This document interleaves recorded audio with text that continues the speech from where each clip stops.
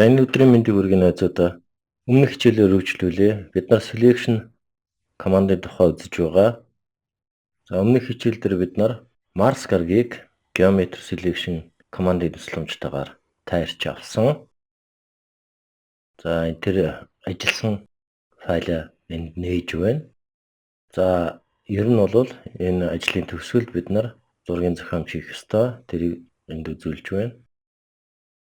За Mars гэсэн давхаргынхаа харагдсан идэвхжүүлгийг аваад background гэсэн давхарга дээр хоёр тавшаад landscape гэсэн нэр өгч байна.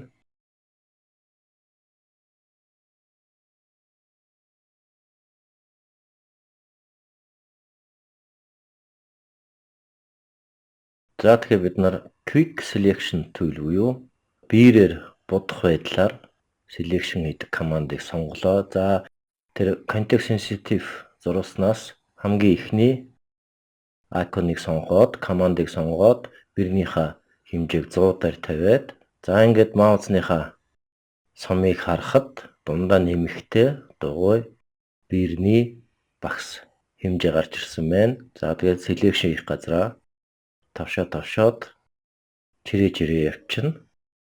За ингээд Photoshop маань, програм маань автоматар selection хийж байна. За бирнийхээ хэмжээг ихсэж босгохын тулд компьютерийн гарны товчоос хажуу тийшээ харсан дөрвөлжин баруун зүүн хаалтны тэмдгийг сонгоно. Баруун тийшээ харсан хаалтны тэмдэг дээр тавшаад байхад бирний маань хэмжээ ихсэн. Зүүн тийшээ харсан хаалтны тэмдэг дээр дараад байхад бирний маань багсны хэмжээ багасч байна.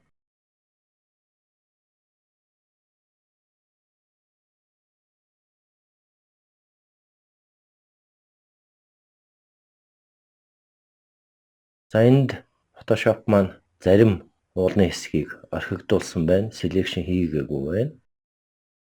За Ctrl Z товчны ослыг товшоод эргээд хуучин байдалд нь оруулж байна. Дахиад үзье. After enhance гэдэг идэвхжүүлгийг идэвхжүүлээд дахиад quick selection хийгээд үзэж байна.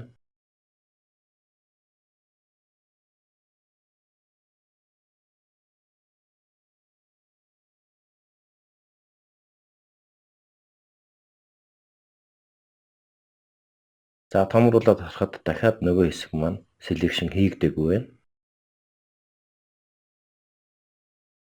За энэ selection хийгдээгүй хэсгийг нэмэхийн тулд бирнийхээ хэмжээг багасгаж жагаад тэр context sensitive зурваснаас add selection гэсэн хоёр дахь бирний icon дээр тавшаад за ингээд selection хийгдээгүй байгаа хэсгүүдийг тавшаад хийгээд явчихна. За бирнийхээ хэмжээг багасгаад нарийн хэсгүүд дээр нэг тавшилт хийгээд нэг юм уу хоёр тавшилт хийгээд ингээд selection хийгдээг байгаа хэсгүүдээ шалгаад явчихж байна.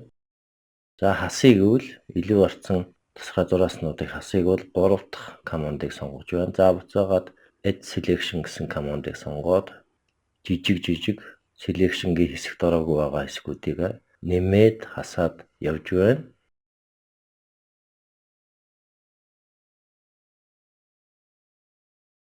За ингээд нэг үрчлэн selection хийж байгаа тусгай зурааснуудынхаа иргэнгийг, хязгаарыг, хөлийг зургаад хамруулж хагаад нэг үрчлэн үзээд шалгаад явж байна. Зарим хэсэгт нь илүү гарсан байна, зарим хэсэгт нь дутуу байна. За нэг үрчлэн тохирог командуудыг сонгоод хасах үйл хасах selection-г сонгоно.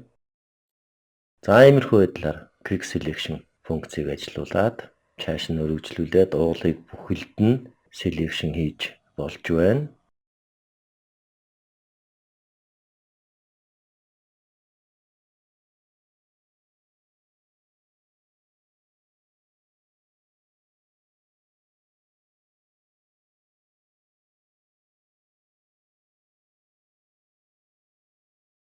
За ингээд quick selection хэрэглүүрийг ашиглаад тэр чигээр нь бүгдийн selection хийж болох боловч за бид нар энд бас нэг өөр функцийг үзье. Selection хийдэг өөр функцийг үзэж байна. За энэ дөрвөлжин тэгшэнцэх selection функцийг ажилуулад саяын сонгосон хэсгээ ийш тийш нь зөөж болж байна.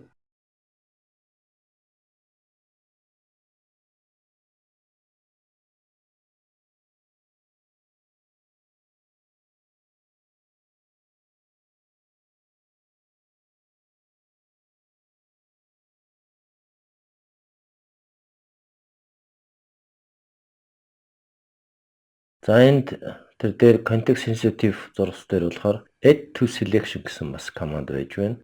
За тэр icon-ыг идэвхжүүлээд яг тэр selection хийсэн хэсэг дээрээ дахиж нэмж дөрвөлж хэсгийг татахад бол тэр хэсэг маань ороо явчихж байна. Intersect гэсэн дөрөвд командыг сонгоход зөвхөн хоёр selection хийсэн хэсгийн огтлцсон хэсгийг сонгож харуулж байна. За та нар нэг үрчлэн энэ командуудыг ажилуулад туршаад үзээрэй. За бас нэг өөр командын хослолыг энд харуулж байна. Shift товчиг дарангаа маусныхаа товчиг дарангаа чирэхэд Edge Selection команд ажиллаж байна. Alt товчиг дарангаа чирэхэд Subtract гэдэг команд ажиллаж байна.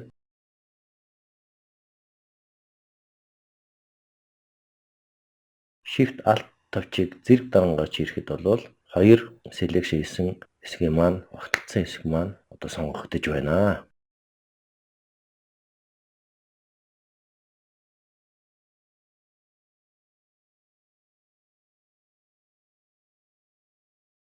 За иймэрхүү байдлаар бас энэ командыг товчны хослолын тусламжтайгаар ажиллаж болох нэ. За үлдсэн хэсгийг тэгшүүн зэгт selection командыг ашиглаж байгаад үлдсэн уулынхаа хэсгийг наад хэсгийг add selection функцийг ашиглаж байгаад хий.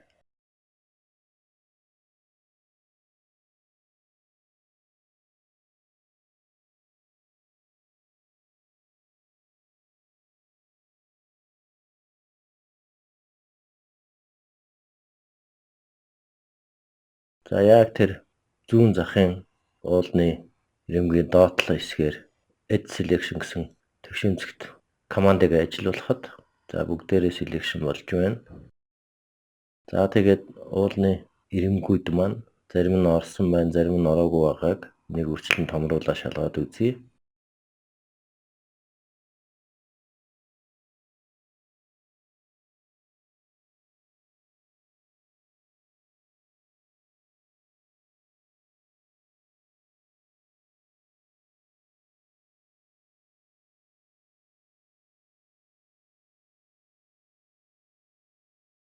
За энэ хэсэгт жоохон илүү гарсан байна. Тийм учраас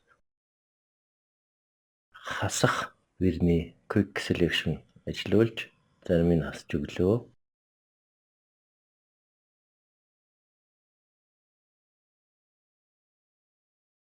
Тангээ ерөнхийдөө болсон гэж үзлээ. Ctrl 0 товчиг дарж нийт нь харуулж байна. За иймэрхүү байдлаар geometry selection болон quick selection өөрөөр хэлбэл вирний тусламжтайгаар яаж хурдан зураг дээр selection командыг ажиллуулах тухай хэсгийг үзэж дууслаа.